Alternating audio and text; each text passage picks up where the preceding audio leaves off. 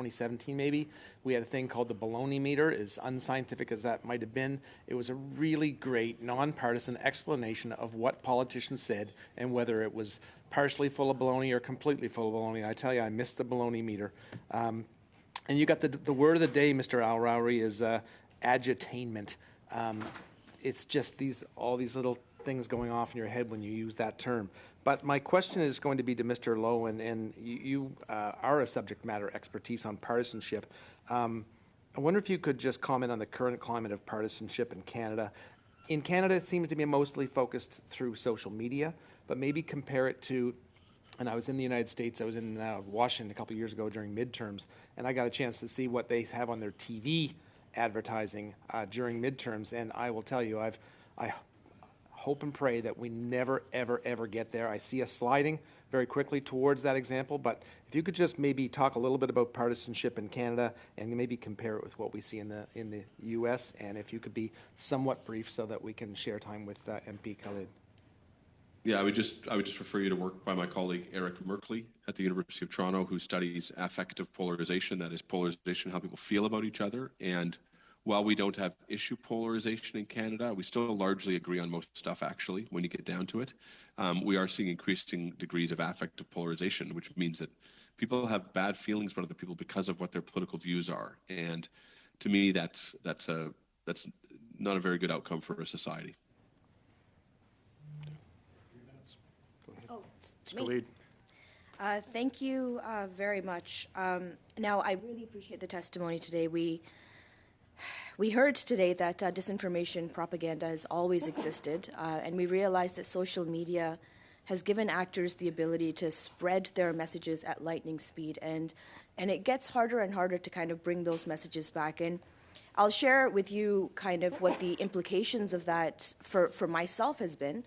In 2017, I became the victim of a disinformation campaign amongst the Conservatives in their leadership campaign, where they were sending out fundraising emails asking, give us $5 and we'll stop MP Iqra Khalid from bringing Sharia law into Canada. And that spiraled into a massive social media campaign against myself, to the point where I had police patrolling my residence because somebody had released my address, encouraging people to kill me.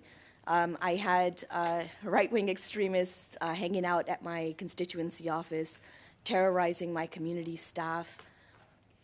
So, and 90,000 emails in my inbox, et cetera. And it took a very, very long time. And I still, to this day, deal with a lot of the consequences of that fundraising campaign that the Conservative leadership in 2017 had led to. And so I really am curious to know, where does the responsibility lie here? Was it the Conservative candidates raising money off of my personal safety and security by spreading disinformation? Was it social media platforms who allowed this to happen without removing it, without fact-checking? Or is it media in general who are not playing the role of the watchdog that they perhaps used to in the past? And I'll start with Professor Lowen and then go on to Mr. Al-Rawi. Thank you. Got a minute. I'll just say that's a very hard question to answer, Madam Khalid, about who is responsible for spreading a lie and for the downward effects of it, downstream effects of it. That doesn't mean it's not serious, but I think it's probably a responsibility that's shared among people all the way down that chain. But if politicians are spreading active falsehoods about other people, they have some responsibility for what people do with that information politically. Mr. Al-Rawi?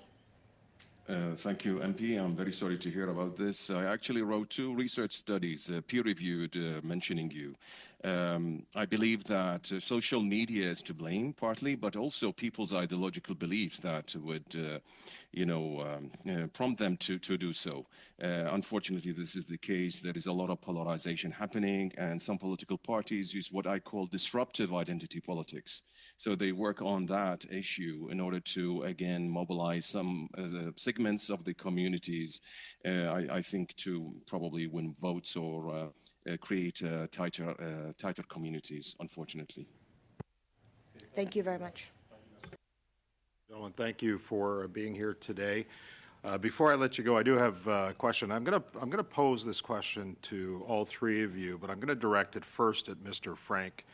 And it dealt with your comment earlier in your testimony about trusted sources, credible sources of news being lost. There was a time, Mr. Frank, and all of you know, that trusted news sources, whether it was anchor people or news people, were the go-to places for trusted sources. And now with social media, the difficulty is finding those trusted sources. And it's even more difficult now because of, there's a standoff that's going on right now, and I'm sure you're all aware, between Facebook and the government as it relates to Bill C-18.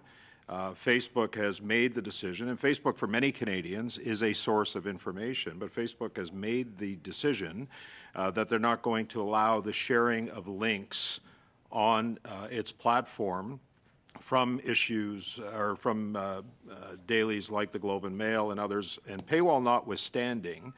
I'm interested in hearing how, from each of you, how this situation is playing out to allow further disinformation or misinformation, I call it lies, to be propagated on social media without access to these credible sources of information that are clearly fact-checked, that are clearly vetted through legal departments, all of this information. If that information is not available on Facebook, how much of an impact does that have on people's abilities to get the right information on social media? And I'll start with you, Mr. Frank, and then I will work around to Mr. Lowen and Mr. Al-Rawi.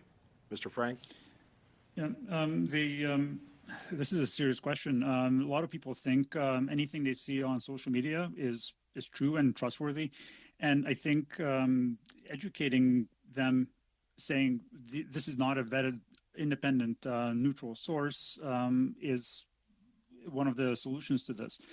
Newspapers are edited, they are fact-checked.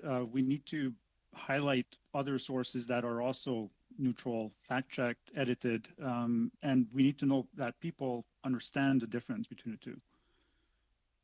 Okay, thank you. And I'm talking, again, specifically as it relates to Facebook's decision not to allow links to these sources of information on their platform. So maybe think about that. But I'm going to go to Mr. Lowen next, if he can answer the question for me.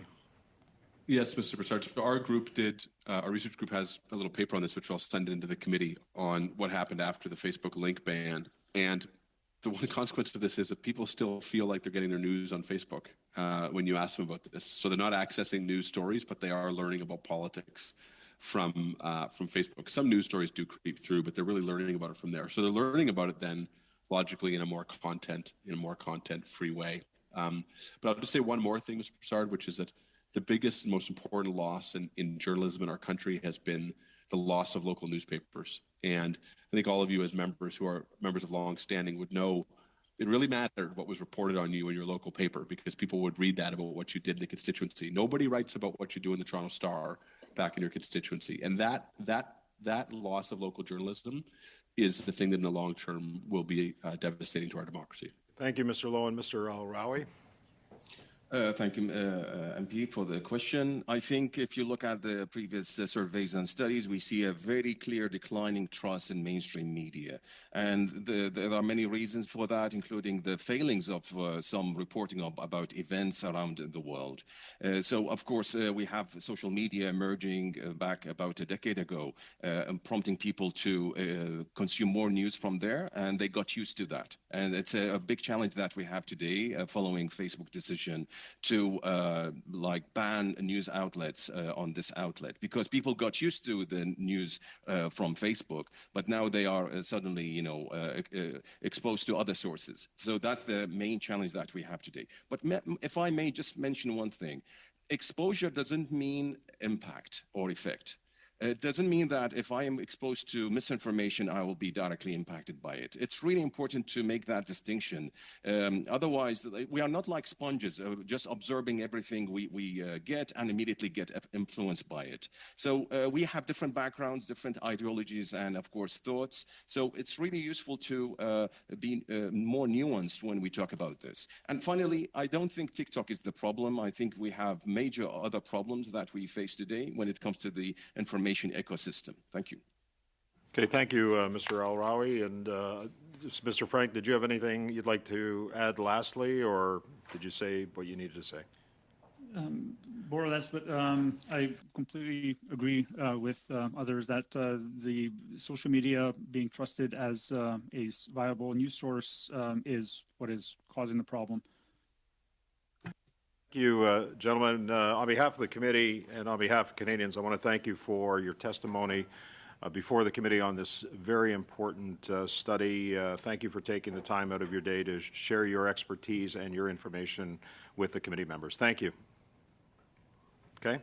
Thank you very much. Okay, so I'm going to dismiss the witnesses. We are going to move into some committee business, and there are a few items that I need to discuss, and I apologize. First of all, some of the witnesses that we did have scheduled for today had to cancel. That's the reason why we only had 1 hour of witnesses today. So we've rescheduled their appearance on May. Invitations to reschedule their appearances have been sent for May 21st. We're working on that. And so unless the members have a desire to extend this study on disinformation and misinformation, we can do that. But I know on Thursday we've got our final hour that's set up on Thursday afternoon. We've got a witness list. The notice of the meeting will be sent out after this meeting. So, Ms. Damoff, I saw your hand on just that comment. I have some other things I have to discuss as well. Go ahead. It is on the comment about extending the study, because I was actually going to suggest that today, Chair. You yourself have mentioned a number of the witnesses that have come forward with information for us and how interesting it is, and we just don't have enough time. I do think we should spend more time on this, and I think it's an important study that we're doing. So, if you need a motion for that, I would do that. However you would like to proceed, but I do think it makes sense to extend it. So can I just get you to hold off on that thought for a second, because the scheduling of our committee meetings going forward is really tight right now. And let me explain why. Because as I brought up last week, we did receive a letter from the RCMP with respect to SNC-Lavalin. The information that was supplied by Mr. Wernick has now been received. So the way it was left off for the committee to determine is whether, in fact, we were going to have an additional meeting based on the information that we were received from the RCMP or Mr. Wernick, as well as perhaps asking the Privy Council office for more information if there wasn't satisfaction with the information that was provided by Mr. Wernick. Now, we did decide in the motion that we were going to deal with that within 14 days of receiving that information, and we're within that period right now. So we don't have to think, and we don't have to determine right now, because I realize that the information was just passed on to committee members, but I want you to think about that, where we go with this, if anywhere. So we have to have that discussion at some point within 14 days. The other thing that happens, that's happening as well, is because of the 23rd and the plan to visit the RCMP, we're not going to have a meeting. So that, takes away one meeting for us. So that's some of the challenges that we're having with scheduling. The other thing that we have to deal with as well is the study on the technological use of tools and data. Now, I have been indicated by the analysts that the draft, which you will receive a week from Friday, we are going to have to make time for that. The report as it stands in draft right now is about 50 pages, and there's roughly about 14 recommendations. So that may take some time to deal with. So I have asked the clerk to look at some deviation opportunities for us to have additional meetings. In order for us to conclude our work before the session, we may have to do that, okay? So I just want you to keep that in mind. if we are going to have, because our next study after Thursday starts with the Winnipeg lab, Mr. Villemure's motion that was passed by the committee. So I want you to keep that in mind, Ms. Damoff. We're going to have to find time for more meetings. We can certainly hold off until the fall if we need to, or we can do that now. That's up to the committee. So, Mr. Barrett, go ahead, sir. So, Chair, I gave notice of a motion that I'd like to move. That's that pursuant to Standing Order 1083H and in light of new media reports, the committee undertake an immediate study into Minister Randy Boissonneau's allegations of fraud and contravention of ethics and lobbying laws, that the committee invite Minister Randy Boissonneau for 3 hours, Kristen Poon, Stephen Anderson of Global Health Initiatives, GHI, and the Ethics Commissioner to testify individually in addition to any other relevant witnesses, and that the committee report its findings to the House. So if I may, Chair. Okay. You have the floor. You move the motion. Motion's in order. Go ahead, Mr. Barrett. And I've got Mr. Fisher right after. I just got a point of order. Go ahead. I'm only saying this out of procedural fairness. Ms. Damoff moved a motion that you asked to set aside, and then went on a roundabout discussion about the schedule. Yeah. And now we're sitting here with a motion that you're considering to be duly put by the Conservative side. I don't have a horse in this game here, Yeah. but I'm just saying from the outside looking in, it looks a little bit suspect, Mr. Chair. Okay. Well, it wasn't suspect. I'm just saying what it looks like. I saw Mr. Barrett's hand up. But you would know for the Yeah, record that well, Ms. and Damoff we did were propose a motion. discussing it, and you're quite right.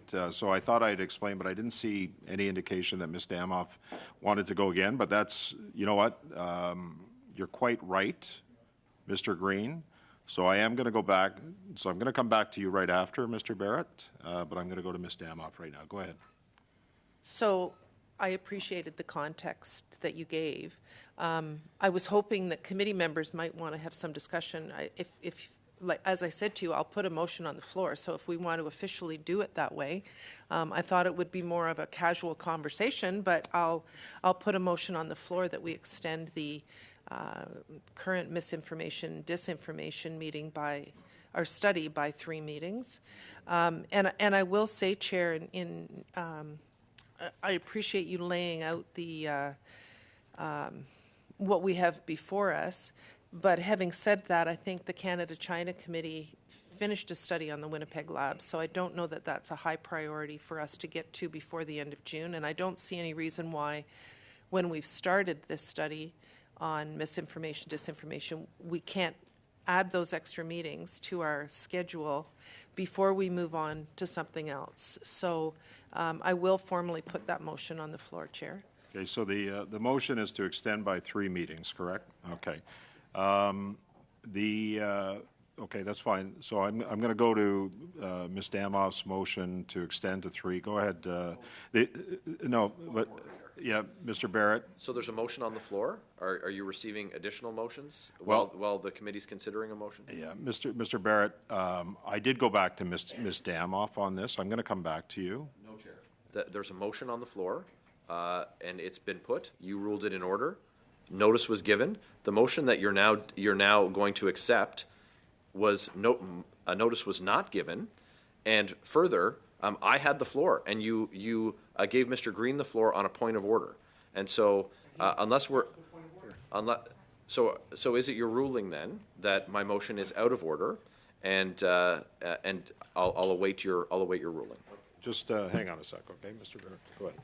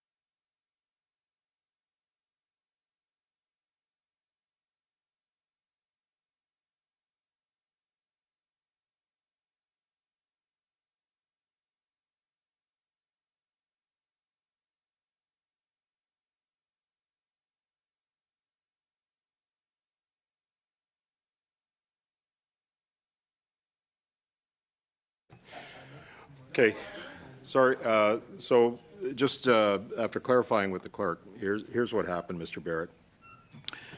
We were discussing under committee business the misinformation, disinformation study.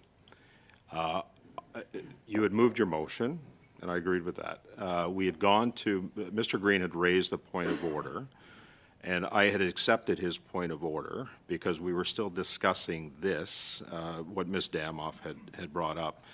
So unfortunately, the decision that I made dealt with Mr. Green's valid point of order, and so the motion that we're going to be dealing with right now, and I will come back to you on this other one, will be Ms. Damoff's motion on extending the meeting study. So that's unfortunately that's what occurred, Mr. Barrett. What is she didn't move a motion. We were still in discussion on she effectively still had the floor on what Mr. Green had brought up. So, but she actually did not have the chair, or she did not have the floor. Just challenge and do the vote. You can go back to your website. yeah, I'm going to, I made the decision, Mr. Barrett. So I'm going to have to, if you don't agree with that, I'm going to have to ask that you challenge it because the decision was made, unfortunately, for you. Brutal. Okay, thank you. Okay, Ms. Damoff, go ahead, please. Well, Chair, it's unfortunate that Mr. Barrett is so opposed to even having a discussion about continuing this study. Chair. Hang on, Ms. Damoff. Point of order. I think what Mr. Barrett was talking about was the procedural aspect of what had occurred. I've explained that already, but correct. Go ahead. But if we're just accepting interventions when other people have the floor, let me make one. And it's not the substance of what Ms. Damoff is offering, Chair. Not a point of order. But we're doing that now. No, we're not. Mine was a legitimate point of order, bro. So, Chair, I will have to challenge your ruling because this is there's no standing order that you're using to dismiss the motion that was duly moved and ruled in order. And so it's not an acceptable precedent to set that once a member is given the floor, there were no other speakers ahead of me, I was given the floor, I moved a motion that notice had been given of, and because someone might maybe move a motion sometime in the future, well, you can't move your motion, it's dismissed, we're going to deal with someone else. So yeah, I challenge your ruling. So I'm going to accept the challenge, Mr. Barrett. So we're going to have to call a vote on my decision. So I'm going to call the vote. Go ahead, Madam Clerk. Sorry, just before we go to the vote, could the clerk explain exactly what the motion is? Because I know when it's challenging the chair, the voting yes and no can, like, what exactly is the wording that we're voting on? So the point that we're voting on is that Mr. Barrett is challenging my decision as chair on the ruling that I made that on Mr. Green's point of order that allowed the discussion to continue so that you could move your motion, Ms. Damoff. So that's what we're dealing. So if you don't agree with my ruling, you vote no. Yeah. And then if you agree with my ruling, you vote yes. So, okay.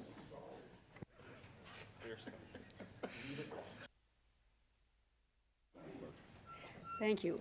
So it's as Mr. Chair explained, it's a vote on the ruling by the chair. The question is, shall the decision of the chair sustain? Mr. Baines. Yes. Ms. Damoff. Yes. Mr. Fisher. Yes.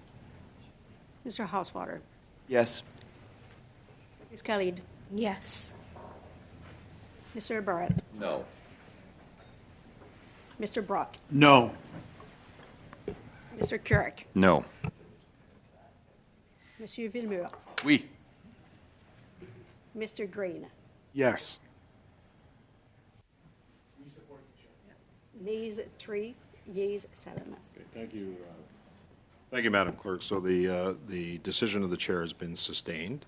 We are now on the motion that Ms. Damoff has moved. Monsieur Villemur, go ahead, please. Bien que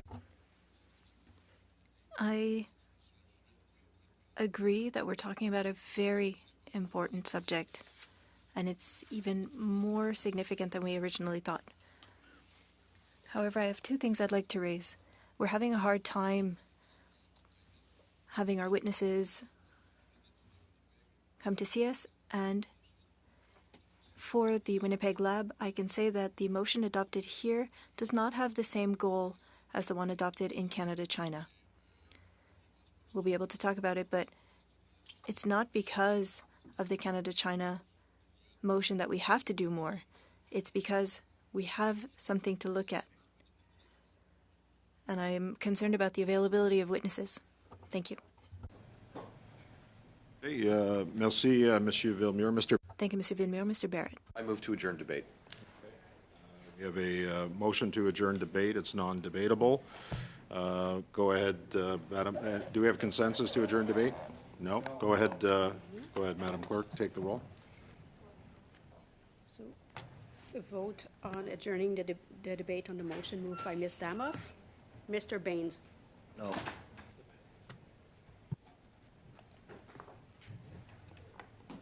Ms. Damoff. No? Mr. Fisher. No. Mr. Hauswater. No. Ms. Kelly. No. Mr. Barrett. Yes. Mr. Brock. Yes. Mr. Kirk. Yes. Monsieur Villemure. No. Mr. Green. No. Yeas 3, nays 7, oui 3, non Okay, 7. so the motion to adjourn debate has been defeated. I have Mr. Green and then suivi par Monsieur Villemure. Thank you very much, Mr. Chair. And as I with good intentions, mangled the analogy about not having a horse in the race, I think that as a committee, we have to get to the completion of some of our studies. I'm very aware of the timelines to the end of the session. I am not interested in going down every rabbit hole that comes before this committee.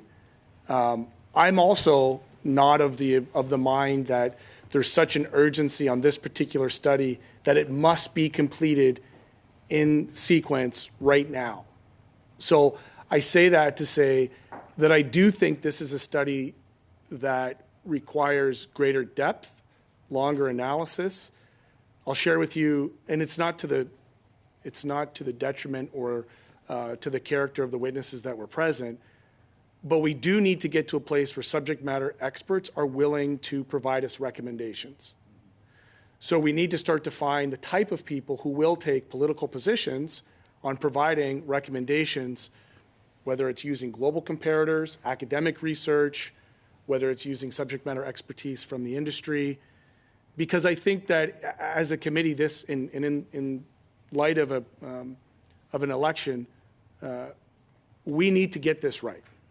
So I'm even willing, and I share this with my conservative counterparts so they understand where I'm coming from here. I would agree this needs to be extended. I don't necessarily agree it has to be next week. I don't agree that it has to take the order of precedence. But I think we do have to get to better results, better recommendations, better clarity around that. And I say that, Mr. Chair, I'm not a huge fan of like every week there being a new thing and a new headline we're chasing, where we're doing 3 or 4 committees, the same thing.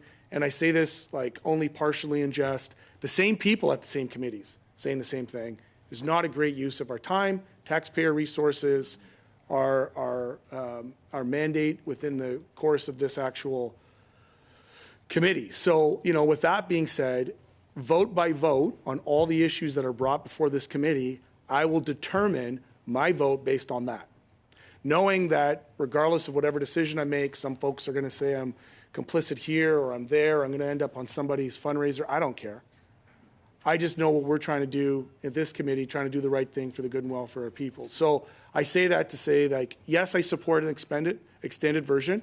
I would also say if that happened in September, I would be okay with that. If that meant we actually went out and got the world's best subject matter experts on this issue who could come in, educate us, inform the general public, provide strong recommendations, that we can come back with a fulsome report, That's where I would go to. I'm not doing this so that we're bumping off other things that could be dealt with at this committee between now and the summer.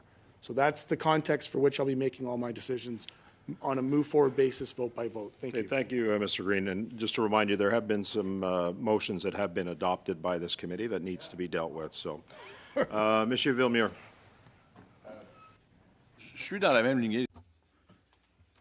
I agree with my honourable colleague. I believe that we do have to move forward, but I don't think there's an urgency. Given the availability of witnesses, we could perhaps say, well, we'll go for 3 hours instead of 2 and try to place them so that we can hear from the experts. I don't think it can be unlimited, but we need to work on the quality of witnesses. Last week, when we heard from Mr. Finkenstein, it was so interesting. And we understood the depth of this issue, and we need to hear from more similar witnesses. I proposed this study, and I knew the situation was serious, but I didn't realize just how serious. So we can't have 10, 12 projects ongoing at the same time, but I do believe that we need a deadline to receive quality witnesses, and if we look at all of these things, I think we can do good work in the public's interest. Thank you, Monsieur Villemure. Nous avons... We have an issue that needs to be solved, and that should be amending the list that we have. We have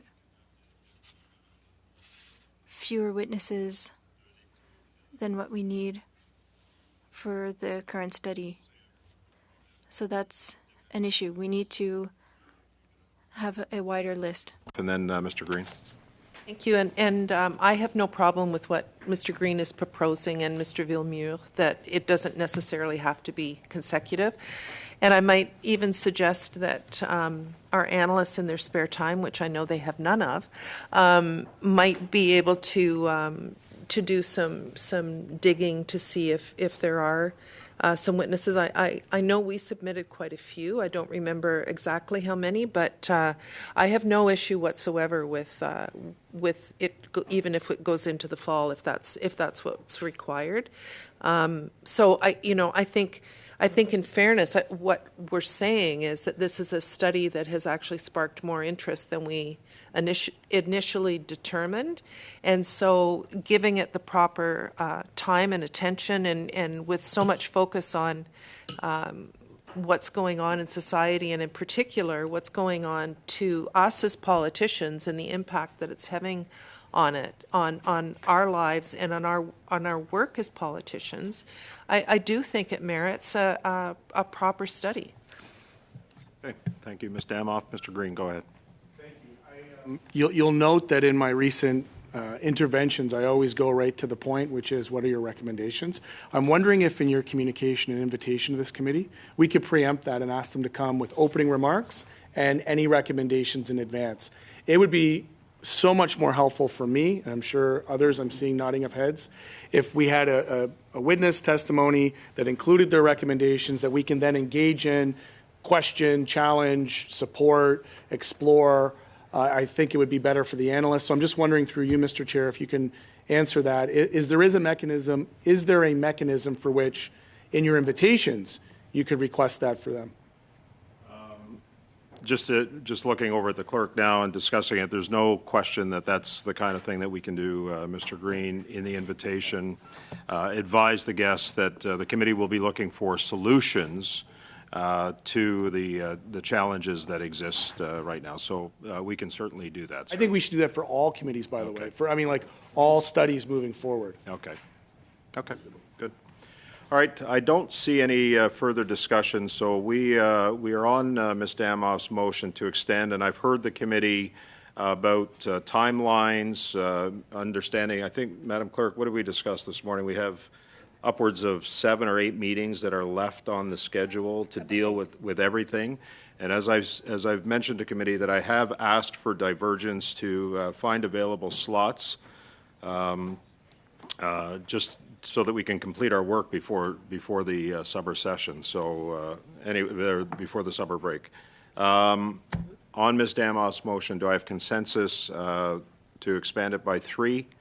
And then we'll figure out the scheduling on that. And the only thing I'm going to ask is for more witnesses from committee members as well. Do we have consensus on that? We do? Okay. Perfect. Thank you. Okay, so that's noted. Mr. Barrett? Are you sure? I am sure, sir. Go ahead. Perfect. So, I gave proper notice of motion, Chair, and I'd like to move a motion now. The motion is that pursuant to Standing Order 108-3H, and in light of new media reports, the committee undertake an immediate study into Minister Randy Boissonnault's allegation of fraud and contravention of ethics and lobbying laws, that the committee invite Minister Randy Boissonnault for 3 hours, Kristen Poon, Stephen Anderson of Global Health Imports, and the Ethics Commissioner to testify individually in addition to any other relevant witnesses, and that the committee report its findings to the House. Chair, this motion is incredibly important. We heard from the minister yesterday when he testified at the Standing Committee on Human Resources that he first said he wasn't paid. Then he said that he wasn't paid. And then he said that he was paid. So we know that the minister is having a real tough time keeping his story straight. This speaks to, of course, questions of the Lobbying Act. It speaks to the Conflict of Interest Act. It speaks to the Conflict of Interest Code for members. And when we're talking about a minister of the Crown, it's incredibly important that Canadians know that they've arranged their private affairs in such a way that they're not furthering their own private interests. And we see that in Minister Boissonnault's case, there's a whole lot of question marks on if he did that. Registering one name with the Ethics Commissioner, but it's not the trading name of the company, looks like there's some subterfuge happening here. Looks like he's trying to hide what he's doing. But to have a company that is paying a minister while they're in cabinet, and that company is simultaneously lobbying that minister's own department and lobbying the government, and that while his efforts, his company's efforts did get more than $100 million for his client, in one case, a $10 million project, the minister even announced it while he's collecting checks from the company that did the lobbying work. In another case, with Global Health Imports, his other business interests, we of course have the questions raised in Global News about the fact that the minister was listed as a director. Well, this company is getting contracts with municipal and provincial governments.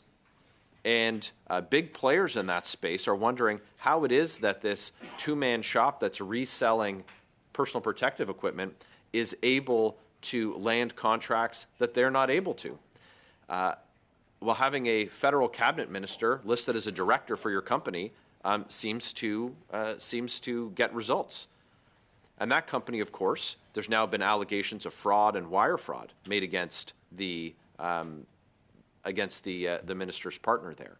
So these are incredibly troubling allegations that have come forward, and it behooves us, based on the mandate of this committee, to of course address that. This witness list could be addressed over a couple of short meetings, and of course would give us the opportunity to provide transparency to Canadians, where that of course seems to have failed, both in the minister's most recent appearance at committee, but also in his disclosures to officers of Parliament. Mr. Barrett, Mr. Fisher, go ahead on the motion. Thank you very much, Mr. Chair. And yes, on the motion, it's been about a week now that Mr. Barrett has been fishing. And yesterday, the Conservatives disrupted the HUMA committee while they were doing main estimates, arguably to get their glorious social media clips and attack the reputation of the minister. But they got the facts wrong about this news story. They were corrected numerous times during the meeting yesterday. First, they claimed that he was in violation of Section 4 of the Conflict of Interest Act. As the minister pointed out in the Global News story itself, The Ethics Commissioner's office confirmed that he met all of the requirements of the code. They claimed that the minister inappropriately awarded funds to a company. But as he pointed out, these grants went to the Edmonton Airport. These grants were awarded by departments that didn't report to the minister, Transportation and Prairies Canada. They incorrectly stated that the company, Navis Group, received millions in contracts when in fact those funds went to the Edmonton International Airport, by the way, the 5th largest airport in the country. Mr. Barrett incorrectly stated that the minister was the owner of a company when that wasn't the case. That was pointed out to him. He scrambled and incorrectly said that the minister had an interest in that company. Again, Mr. Chair, I believe this is a fishing expedition by the opposition and by Mr. Barrett specifically. I can only assume that they've read the articles and they know that the conflict of interest and ethics commissioners cleared the minister in this. I find it a little bit ironic and kind of appropriate that during the study of misinformation and disinformation, we're having a conversation about things that are clearly misinformation and disinformation. Again, all for the glorious social media clip. Okay, thank you, Mr. Fisher. Monsieur Villemure, sur la motion. Merci, Monsieur le Président. Thank you, Mr. Chair. We often hear from the Ethics Commissioner, and we trust him.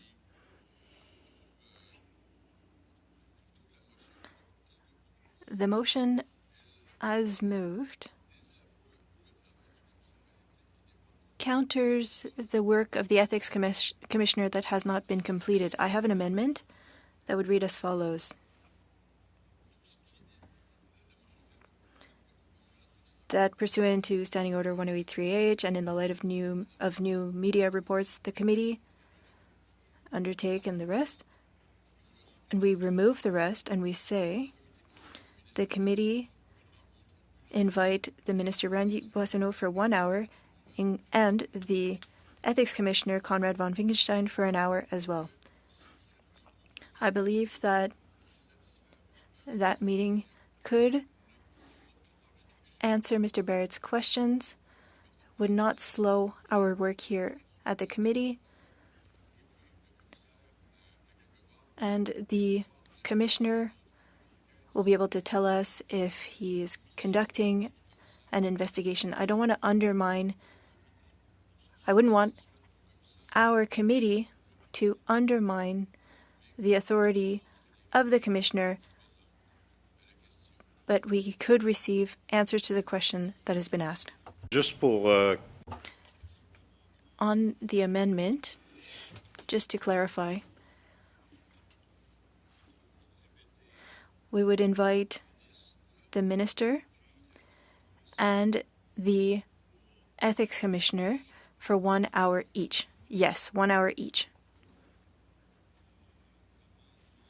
The amendment is in order. Do you want to speak to your amendment? You've talked about it. I can summarize. I don't want us to undermine the Commissioner's work, and we need to look at this. But we need to take it out of this exaggeration.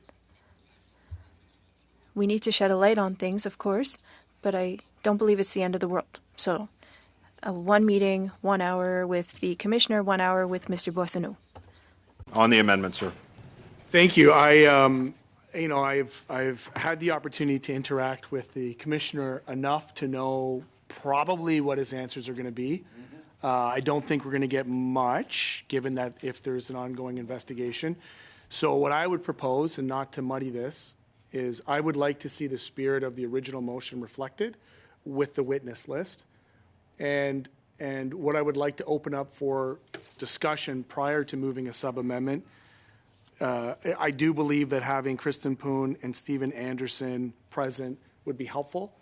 So, Mr. Chair, if I could just ask you this question, what is the likelihood of us having the resources for a 3-hour meeting? Because I don't think they should be with the Commissioner. I think the Commissioner should be standalone for a lot of reasons.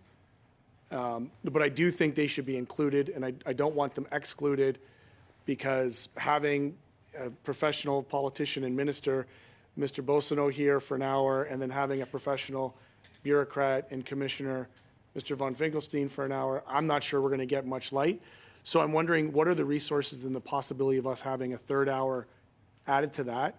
Because I would prefer, I'll just say this now, given the choice between the commissioner and the new witnesses, I would take the new witnesses if we only had 2 hours. If we had 3, sure, we can invite the commissioner. But I can already assure you what he's going to say.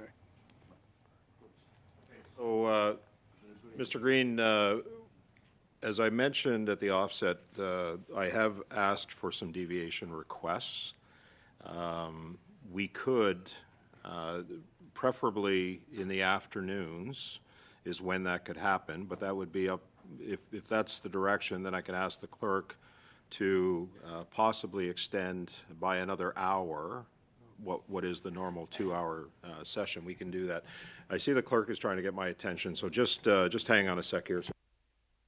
A resolution.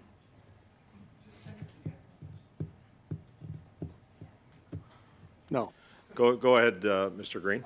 I would propose a sub-amendment that eliminates the commissioner and puts the witnesses on.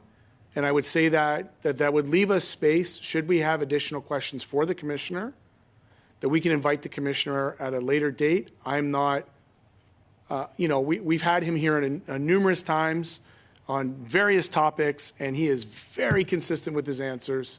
And so I would propose that a sub-amendment I'd put on the floor that we defer the commissioner, and in the first opportunity, have the minister and the 2 witnesses. Now, what I would say to committee and open it up for discussion, some people might think it's better to have the minister first and the other people second. I actually think it would be better to have the other witnesses first and the minister second. But I'll leave that up to the committee, but that would be my sub-amendment, to defer the commissioner and to include the witnesses as listed in the original motion. Okay, so I just want to, the problem with the sub-amendment is that it's kind of counter to what Mr. Villemure's amendment was. We can, just so that we're all clear on this, what you're saying is to eliminate the commissioner, but have the other witnesses as proposed by Mr. Barrett, and then as a matter of organization for the clerk and I to have the minister appear after the witnesses that have been proposed by Mr. Barrett. Correct? Okay. So as long as we're all clear on what Mr. Green is proposing, yeah, I've got some hands, so I just want to clarify that with Mr. Green. I think I had Ms. Damoff first, Mr. Housefather, and then Ms. Khalid. So, and then Mr. Villemure. Mr. Villemure was actually before Ms. Khalid. So, go ahead, Ms. Damoff. Thank you, Chair. I worry on this committee that we do the work of what the Ethics Commissioner is supposed to do, and I know. I understand what Mr. Green is saying about we know what the Ethics Commissioner is going to say, because they don't answer questions about an investigation that's going on. But they can provide context on the act itself. So, but I still worry that there's an assumption from Mr. Barrett of guilt here when the report, even in the news media, said that the minister met the requirements of the code. So it concerns me when we're superseding anything that the Ethics Commissioner does and saying, well, we know better than the Ethics Commissioner does, so we need to do our own investigation. And I'm not saying that we shouldn't do meetings on this, but I don't think it's helpful to get these additional witnesses here. And I'm also concerned about the presumption of guilt here without the Ethics Commissioner being able to do an investigation. I mean, an option would be for this committee to refer it to the Ethics Commissioner and ask them to do it. So I'll leave it there, Chair. Okay, thank you. Mr. Housefather on the sub-amendment. Yeah, thank you, Mr. Chair. I don't like to get into procedural stuff, but this is just procedurally, this sub-amendment, I think Mr. Villemure would have to withdraw his amendment and let Mr. Green put in an amendment because the sub-amendment counters the purpose of the amendment, and it's certainly not receivable in that way. So I don't want to over-logisticize, but I think you have to do it the other way. I recognized that point earlier, Mr. Housefather, so I'm going to continue with the discussion on the basis of what I had stated earlier, okay? So, Monsieur Villemure, go ahead, please. C'est bon. Okay, Ms. Khalid? Mr. Thanks, Green. Chair. I'm actually a little wanting to seek a little bit of clarity. I don't have the text of the sub-amendment in front of me, and I'm wondering if we can. Yeah, the text of the sub-amendment is to have the minister appear, have the witnesses that Mr. Barrett had proposed for one meeting, 1 hour for the minister, 1 hour for the witnesses. Are we still talking about the witnesses that are listed here, these two witnesses, along with the minister and then the ethics commissioner? The ethics commissioner has been removed by Mr. Green. So that's what. Okay. Do you agree with that, Rene? Well, We're on the sub-amendment, gonna so say we can deal with that, and then Mr. Villemure we can deal with Mr. Villemure afterwards. So that's where we're at on the sub-amendment. Thank you for clarifying that, Chair. I Okay, appreciate it. thank you. Mr. Green? Yeah, I would just say that from my experience with the commissioner, and I'm sure you can refer to the Hansard, I was trying to find it, he makes it very clear that it is not his job to propose any legislative remedies, that he only operates within existing legislation. I would put to you 3/4 of the work that we do here is because of the gray areas, and I think it's our committee's opportunity in this, not to ambulance chase Mr. Boissonnault. On the face value of it, I accept what's been reported. I don't think, though, because it's legislatively compliant, that it's ethical.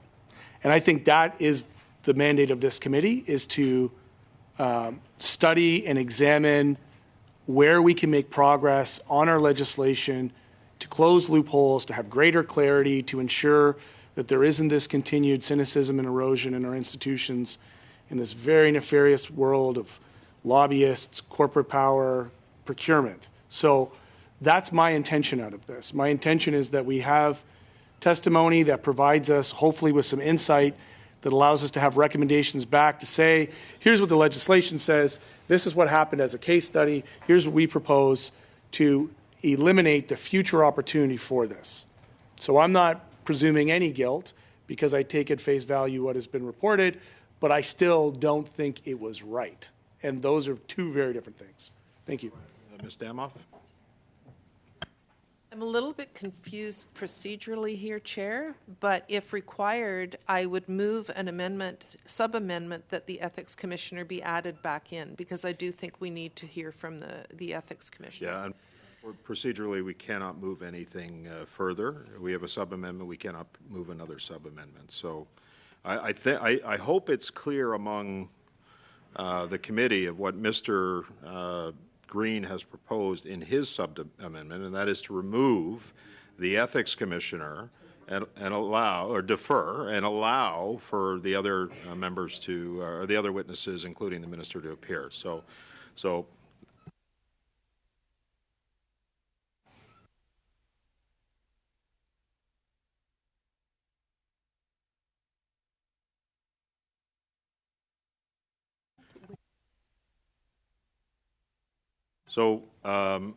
I've got Mr. Fisher. Go ahead, Mr. Fisher. Yeah, I don't think I would support Mr. Green's sub-amendment, but I would support where Rene was going with this. And okay, so here's what I'm going to suggest then. I'm going to suggest that we vote on Mr. Hang on a second.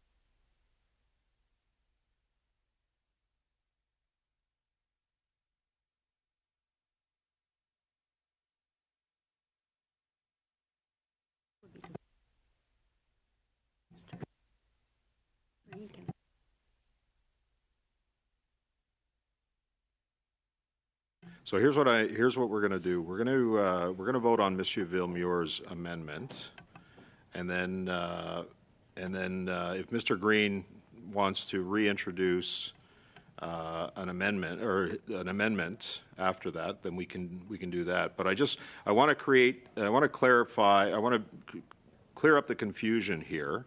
So I'm going to call the vote on Monsieur Villemure's amendment. That's exactly what I was trying to seek clarity on. I'm not sure if are you able to just disregard a sub-amendment and then just go to the amendment? I mean, technically, what Mr. Green has done is that he has sub-amended Mr. Villemur's amendment.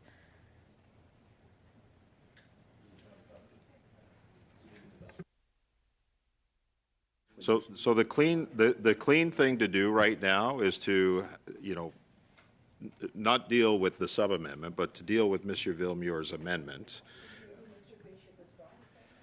Well, I mean, I'll go to you next, Mr. Green, but you can withdraw your sub-amendment. withdraw. Okay, so now we're dealing with Mr. Villemur's amendment. So I'm going to call the vote on. Sorry. Go ahead. Sorry, apologies, Mr. Chair.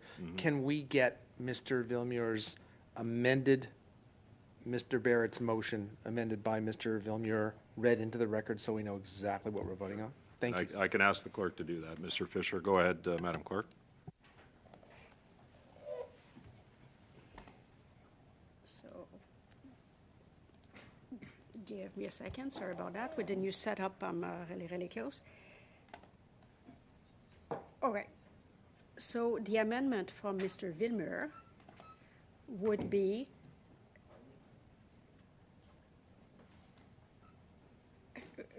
okay. This is different than the other version I got. Okay. The amendment from Mr. Villemur would be to keep the beginning that says pursuant to Standing Order 103.8 and in light of new media reports, blah, blah, blah. Then he would delete everything that is after, and he would replace it with that in the first place, the committee invite the Minister Randy Boissonneau for 1 hour meeting, and after the Conflict of Interest and Ethics Commissioner Conrad von Fickenstein for 1 hour also. Okay, so that was Mr. Villemur's amendment. Go ahead, Ms. Khalid. Thanks, Chair. Just a little bit confused because I think what Mr. Villemur had said is a little bit different than what I just heard. I'm trying to make notes here. So what is being proposed here is that it'll be 2 meetings or it'll be 1 meeting where the first hour? 1 meeting, 1 hour each witness. Okay, and it's not the 2 witnesses together Nope, at separate. the same table? And does that also then remove the civilians, I guess? So this was Mr. Villemur's amendment to not have those other witnesses, but Mr. Green had talked about in his sub-amendment to not have the commissioner, but also have those witnesses and the minister appear. So on Mr. Villemur's amendment, it's the minister and the commissioner, period. So I'll add some of my thoughts on this, Chair, if that's okay.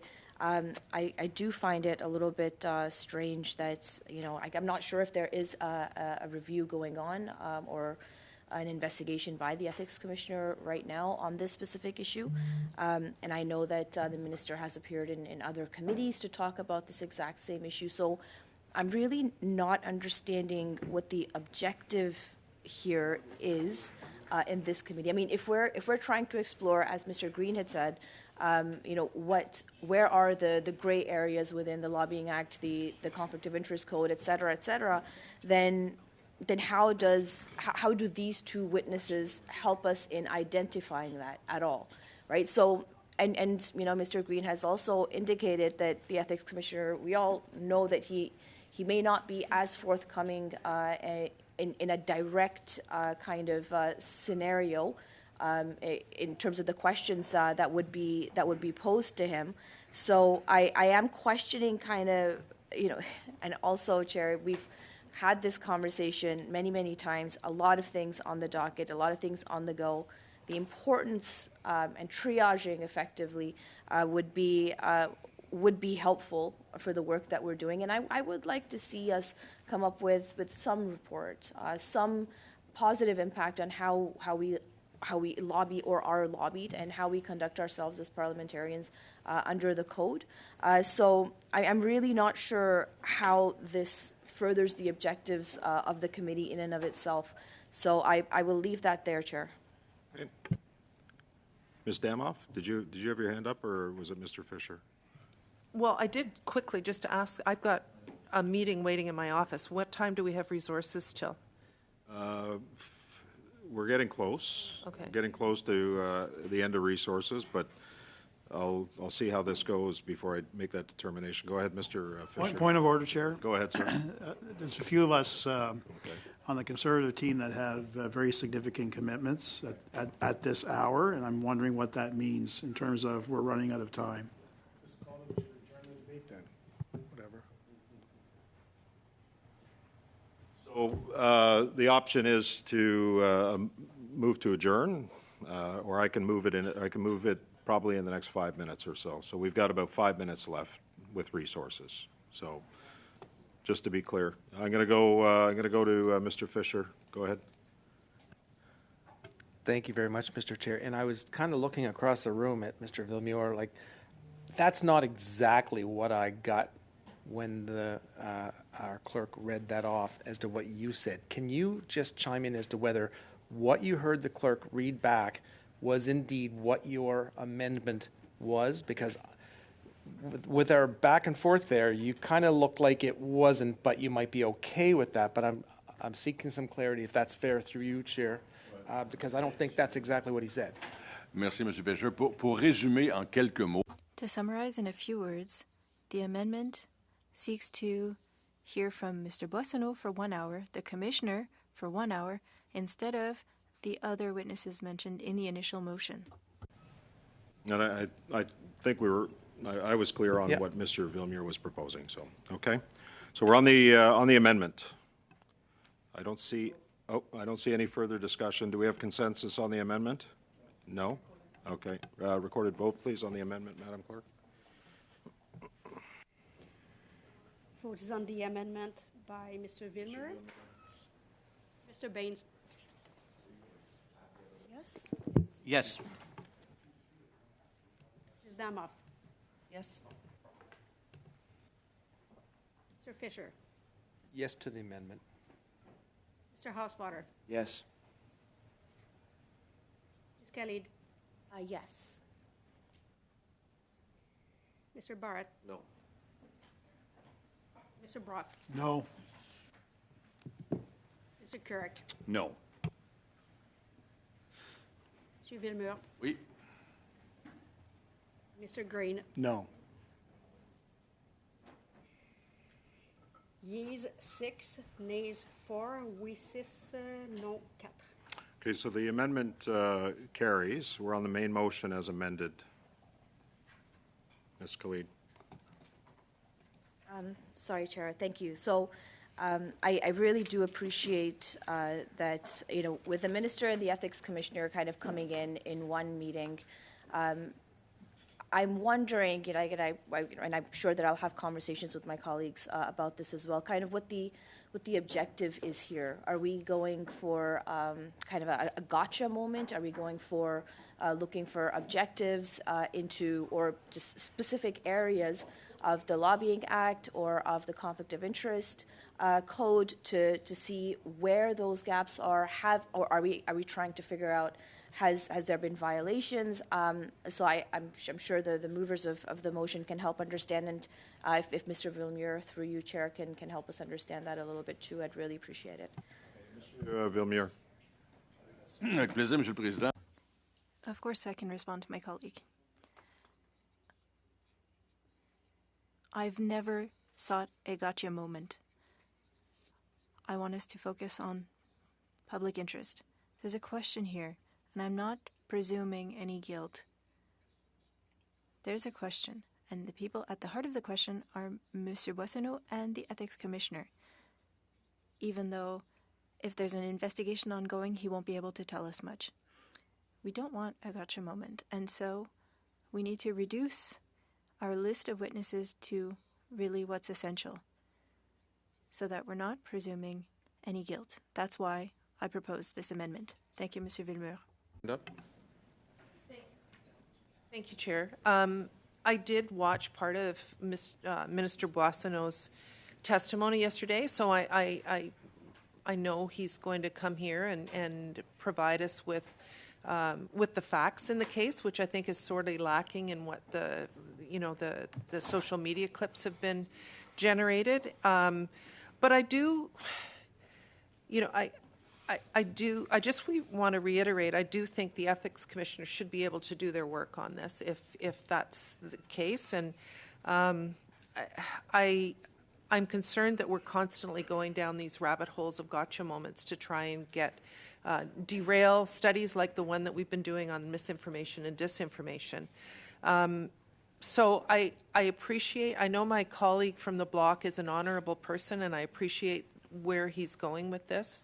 But I do have concerns that we're constantly going down the lobby. And I have the utmost respect for my NDP colleague, but rather than doing it with different news stories, why don't we just do a study on the act itself instead of trying to tie it to individual situations? If that's, and I believe his concern is genuine about the gray areas in the act, then that's what we should be looking at, not individual cases. I don't see any further discussion on this. So do we have Sorry, Chair. I just wanted to pick up on something that Ms. Damov said about creating a study on this topic. And I think that would be a really good idea if we are able to kind of take it back with us and see if we can. I would invite you to put a notice on motion then. If you do want to do a study on this, you can certainly do that. Okay, thank you, Chair. Thank you. I don't see any other discussion on this. So do we have consensus on the motion as amended? We do? No. Oh, okay. Then we'll call for a vote. Go ahead, Madam Clerk. Okay. Est-ce que tu peux lire la motion?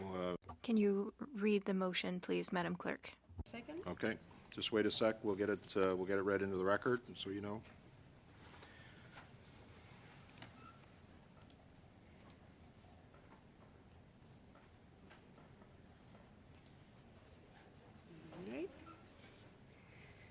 Donc, la motion se lirait en...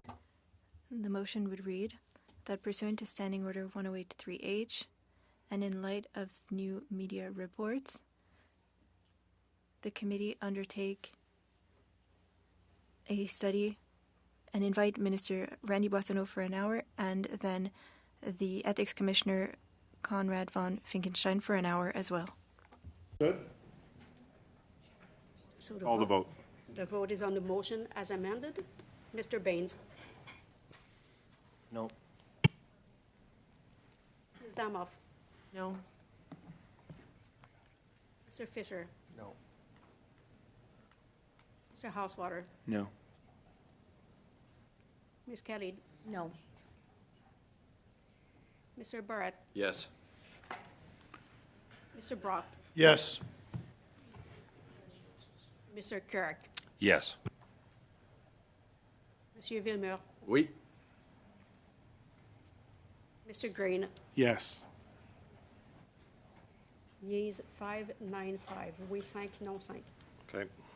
And I vote yes. Yeas 6, nays 5. Motion as amended carries. I have Miss Khalid. She had her hand up. I'm giving her a quick second. Go ahead, Miss Khalid. I'm going to have to adjourn the meeting. So I got you. Thank go you, ahead. Chair. And thank you for giving me the floor really quickly. I'll just put a notice on motion that given the comments of the Leader of the Opposition last week, in which he suggested that he would use the notwithstanding clause if given the chance, and previous statements that the Conservative Party of Canada would require a digital ID to access content on the internet, that the committee report to the House that the committee A, recognizes the importance of the Canadian Charter of Rights and Freedoms to protect the rights of all Canadians, including the right to privacy